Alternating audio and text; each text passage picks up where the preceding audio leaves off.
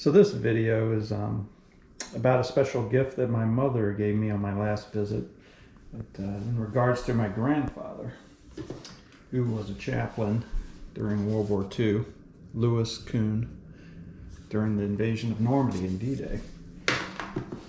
And so what I'm going to do is make a video of some things, an item that came from that. It's very amazing to me. But first I'll talk a little bit about it. Lewis was mentioned in the book The Longest Day by Cornelius Ryan, which was made into a movie. So it's kind of cool, but he's actually listed in the index here, page 94 and 95. So I remember coming across this book and I was amazed. And just reading the little bit, the part where he's in there, it talks about a minister on a jam-packed landing craft, Captain Lewis Fulmer Koon, chaplain for the 4th Infantry, 12th Infantry, found himself serving as a pastor for all denominations. A Jewish officer asked if he could lead the company in prayer to a God to whom we all believe, whether Protestant, Catholic, or Jew, that our mission may be accomplished.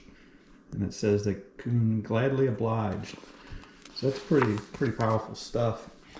And Cornelius Ryan had come to my grandfather's house, and I never got to meet him. He died before I was born, but part of a Reader's Digest had interviewed him for the book. And I went online and found from the College of Ohio, some college in Ohio, I can't remember now, but his interview sheets that they gave him, all these questionnaires, and there's a whole bunch in here, and it's really fascinating. So I sent off for this, and they were kind to make copies and mail it back to me. I thought that was really cool. But it pertains to the gift that my mom gave me just recently, which is amazing. This is the actual altar kit from World War II D-Day from my grandfather, Captain Lewis Koon. So this video, I'm going to open this for the first time since I've been home and show you some of the really interesting things there that haven't been touched since, well, other than us looking at them, but from the war, World War II. It's really amazing. So here in the questionnaire, he talks about the altar kit. It says, of my portable altar kit for the actual landing, I attached a life belt to it and thrown it on a Jeep to follow me later. In attempting to land, the Jeep took a near miss from a mine explosion and capsized. Thanks to the life belt, however, it floated, was rescued by someone and transported to a half track, and then some 3 weeks later finally reached me. The vessels were intact, undamaged, but the case was ruined beyond repair. Accordingly, I requested a replacement from the Service Commission of the National Lutheran Council, which commission had originally supplied it. And eventually I received the replacement requested, together with a letter reprimanding me for not having taken proper care of the original. I thought that was pretty hilarious. So what this is, I guess, is the vessels were intact, but the case had to be replaced. So I'm not sure, if this was the one that, this must be the brand new case that was given to him after the landing. So the original case, he put a life belt on it, and it got to him, but it was in decay. What I'm curious about is the vessels that are inside it.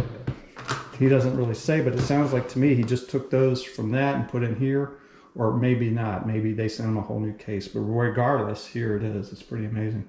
So without further ado, I'm going to go ahead and open it up.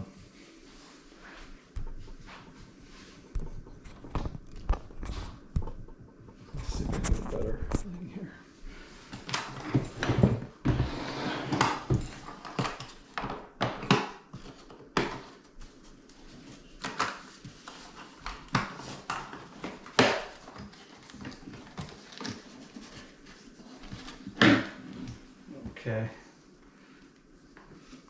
Okay. So here we have, this must be laid out for the service, or the vassals.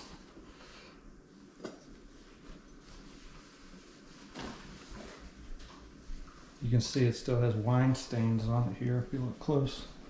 Pretty amazing. Actually, I should have had a bigger table to look at these. But here they are. Here's what's inside.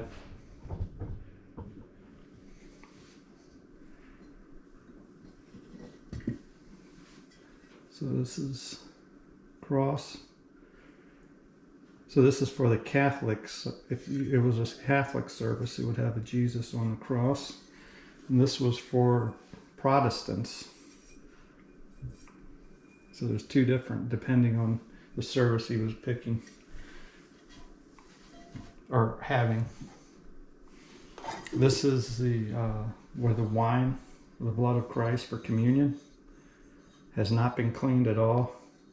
So what you're looking at is, 1945, right here.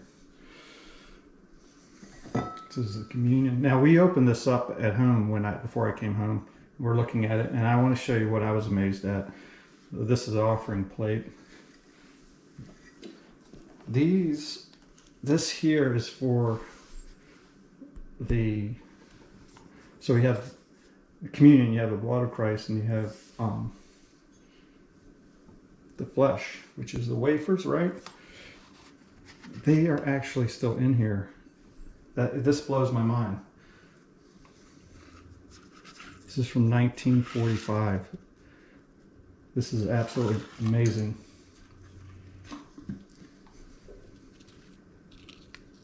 And they have I don't know if you can see, but it's an emblem of Jesus Christ on there. And they still like they could be used today. It's amazing. It says something written on there, 1 NR4 or something. I don't know what that means. It's really hard to see in this camera, I would imagine. Yeah, I'll just put it up just as close as I can to see if it'll focus. Probably not. So that in itself is absolutely amazing. I cannot believe that the wafers are still in here from the war. That these were used. Okay, so we have that. This is, my mother told me this stain is from wiping the cup. So that's amazing.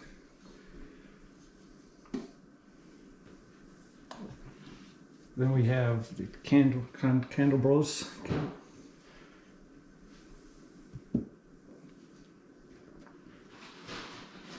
I imagine this is for the extra wine before they poured it into the cup.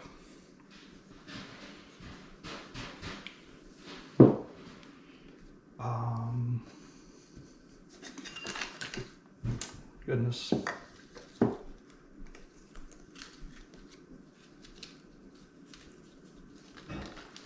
Then we have, looks like the Bibles and the service. There's notes in here, which I'm going to go through and read. I'm really amazed at this.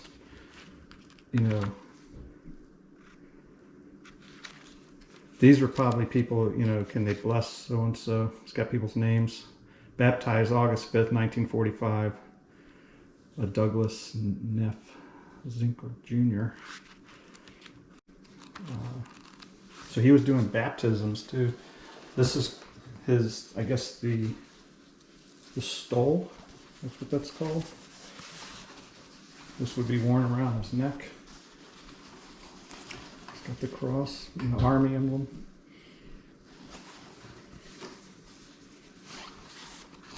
Wow, it's huge. Yeah, that's pretty amazing. The tassels on the end there.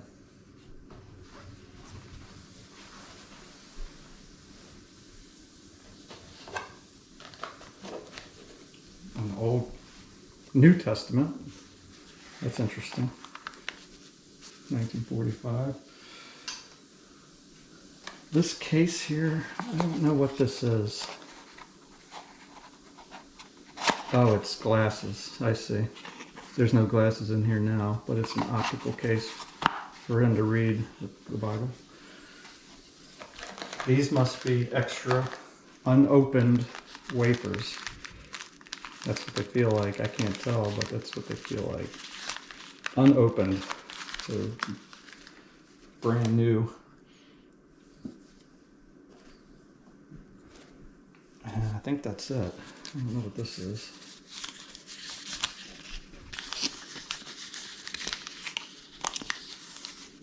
Portable altar and commission kit used by Lewis Koon, 4th Infantry. Okay, so he probably typed this up himself. From May 1945 to December 1945, under the command of Gordon Johnson. Let's see. Supplied originally by, hold on. Okay, so yeah, he typed this up. On D-Day, Normandy, June 6, 1944. Isn't it? I thought that was 45, but maybe 44. Jeep bearing this equipment sank in the English Channel off Utah Beach. Thanks to a life belt attached, however, floated, was eventually rescued and returned. On the morning of 25th August 1944, entered Paris with 1st U.S. Army chaplain to enter Paris in World War II. Okay, just a write-up. I don't know who wrote that. That's interesting. So that's everything. So this kit, you can see it's got the red, so you would lay out these items for the service. And that would be, this is what it would be on the field. It's called a field altar kit. And that's how it would be. And so that was my grandfather's kit. Quite a treasure. It's him. And one other item I have that I've kept before my mom gave me this altar kit was the lining of this helmet, which is 4th Infantry Division. I've had this all my life. I've carried it through every move, every whatever. And it's a liner, so it's not the heavy thing. But even then, it still had its Chaplain. And then this, you see this ivy here, that's the indication of the 4th Infantry. So that's kind of cool. I've always had this. But now that I have the altar kit too, he brought back a lot of items and it's spread throughout the family, but it's very special to have this. So thank you, Mom. I really appreciate it. I hope you've enjoyed looking at this kit in this video. And I plan on sharing it online. Thank you.